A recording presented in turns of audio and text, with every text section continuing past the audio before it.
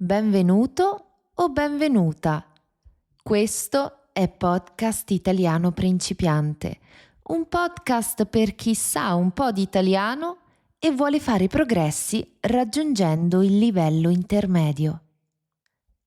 Io sono Irene e oggi ti racconterò una storia.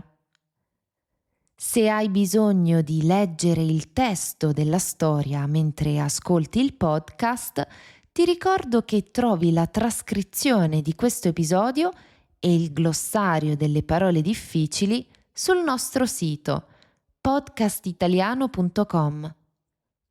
La trascrizione e il glossario sono molto utili perché ti aiuteranno a capire tutto il testo, tutte le parole del testo, quindi sono uno strumento molto prezioso. Detto questo, buon ascolto. È primavera e la campagna è piena di colori. I prati sono verdi e coperti di fiori gialli e viola. Il profumo delle magnolie e dei ciliegi si diffonde nell'aria e gli uccelli volano nel cielo azzurro. Iris e Lucio camminano su un piccolo sentiero lungo il fiume. Iris e Lucio vivono in una grande villa antica, in Toscana. Hanno un grande terreno e un orto dove coltivano tante verdure, melanzane, zucchine, pomodori, cavolo e lattuga. Dietro la grande villa in cui vivono c'è un angolo di terreno abbandonato. Ancora non sanno cosa costruire o come utilizzare quel terreno, ma lo scopriranno presto. Ah, che bella passeggiata! Oggi mi sento proprio bene. Anche io. Fare una bella passeggiata alla mattina presto è proprio rilassante. È vero! Cosa vuoi per colazione? Bella domanda. Oggi mi sento goloso. Possiamo mangiare una bella fetta di pane tostato con burro e marmellata di pesche. Molto primaverile. Ci sto. Iris e Lucio finiscono di passeggiare e tornano a casa, pronti per fare colazione. Lucio tosta il pane e Iris prepara una tisana speziata al gusto di zenzero e cannella. Sai, stavo pensando che magari possiamo pulire quell'angolo di terreno che non stiamo usando. Ci sono erbacce alte, cespugli disordinati, rami secchi. Hai ragione. Anche se è un'area del terreno che non stiamo usando, è meglio sistemarla. Lo facciamo dopo la colazione? Lucio sorride. Mi piace l'idea. Sarà divertente.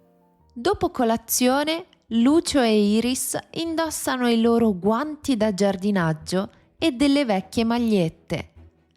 Poi iniziano a lavorare. Il lavoro è duro. Devono estirpare le erbacce, raccogliere i rami spezzati, potare i cespugli e spazzare via le foglie secche. Il terreno è duro e secco, ma sotto sotto la terra è ancora buona e fertile. Allora seminano semi di fiori di campo, papaveri, fiordalisi, gigli, girasoli e margherite. Nei giorni seguenti, ogni mattina, Iris e Lucio annaffiano con pazienza le piantine, usando un grande annaffiatoio di metallo. Il giardino, giorno dopo giorno, si trasforma. I due decidono di aggiungere delle mangiatoie per gli uccellini, piene di semi di girasole, avena e piccoli chicchi di mais. Iris e Lucio non devono aspettare molto. I primi petti rossi arrivano subito, seguiti da cinciallegre e passeri. Pian piano il giardino attira piccoli visitatori, anche notturni, scoiattoli, ricci e procioni, che, attirati dal profumo dei semini, vengono a fare merenda sotto la luna piena ogni notte.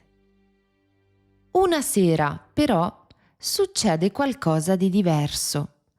Mentre tornano a casa dopo una passeggiata, Iris e Lucio sentono un lamento provenire da dietro un cespuglio. Si avvicinano piano. Lì, nascosta tra le foglie, c'è una volpe, piccola, giovane, con il pelo rosso. È magra, trema e una zampa posteriore è gonfia e ferita. Iris si avvicina cercando di non spaventarla.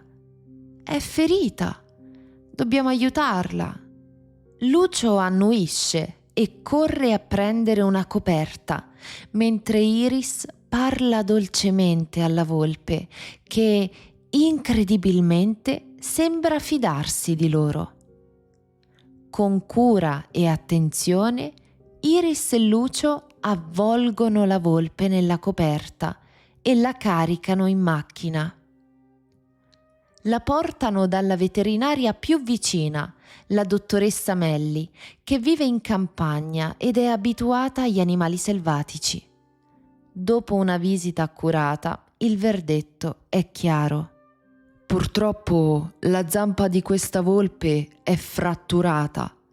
Ha bisogno di 1 mese di cure e riposo assoluto. Dovete darle antibiotici e medicarle la zampa ogni giorno. Lucio e Iris si guardano negli occhi.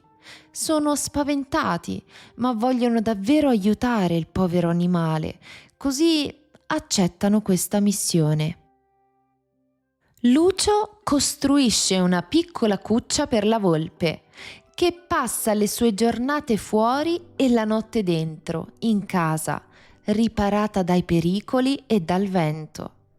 Iris e Lucio chiamano la volpe Fortunata perché è stata davvero fortunata.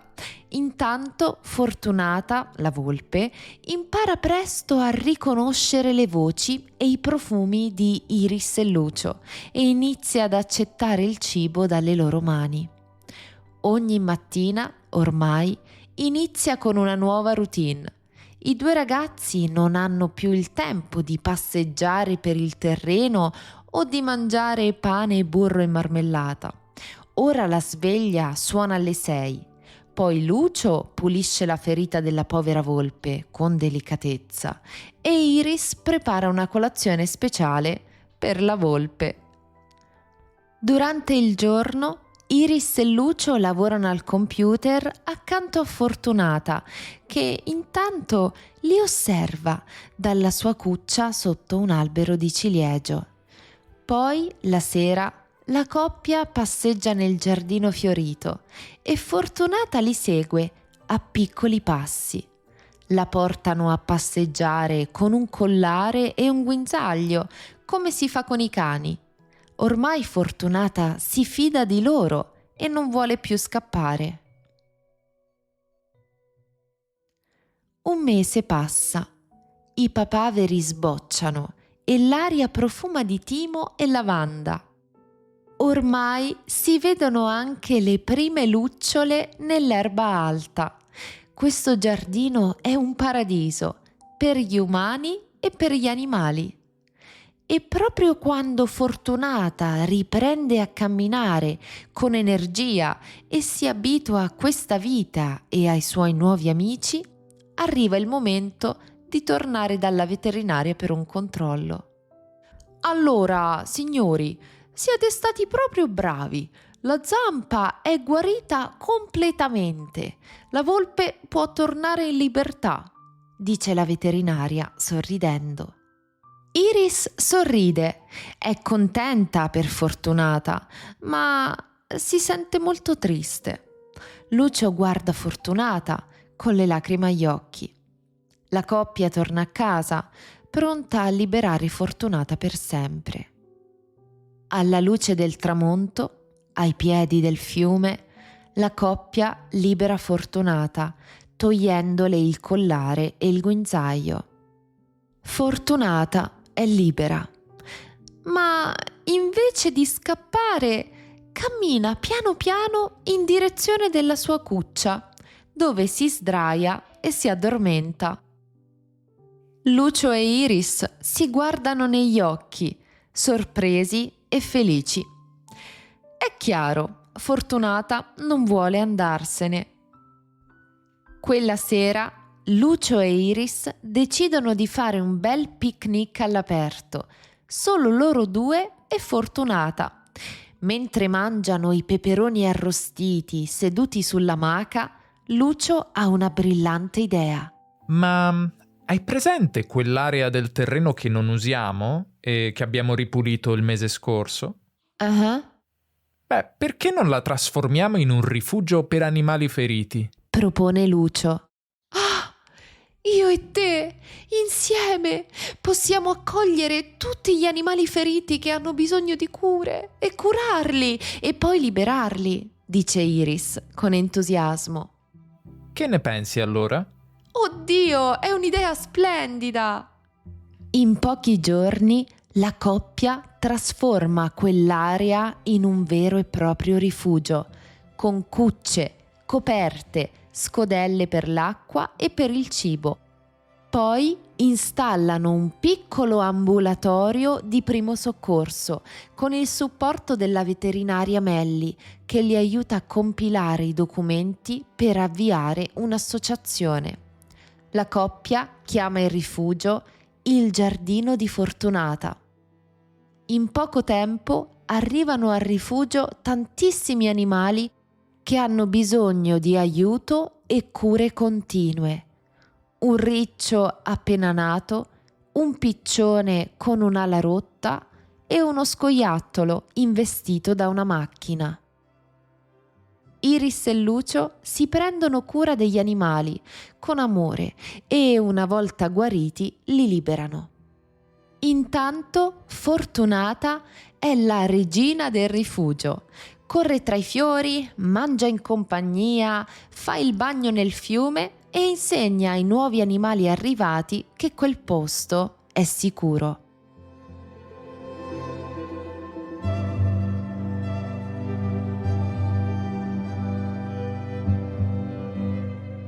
Bene, l'episodio di oggi finisce qui.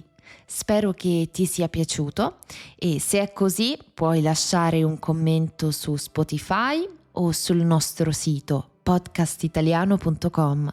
Ci fa molto piacere leggere i vostri commenti e ricevere un feedback. Quindi grazie mille se lo farai. Inoltre, se vuoi raggiungere il livello intermedio in italiano, ti ricordo che abbiamo un corso che si chiama La storia di Italo. È un corso che racconta una storia che si sviluppa in 15 capitoli e che allo stesso tempo ti insegna la grammatica dell'italiano necessaria per raggiungere il livello intermedio. È una storia davvero appassionante. Penso proprio che ti piacerà. Se ti interessa, vai a dare un'occhiata alla storia di Italo sul nostro sito. Questo è tutto, alla prossima. Ciao!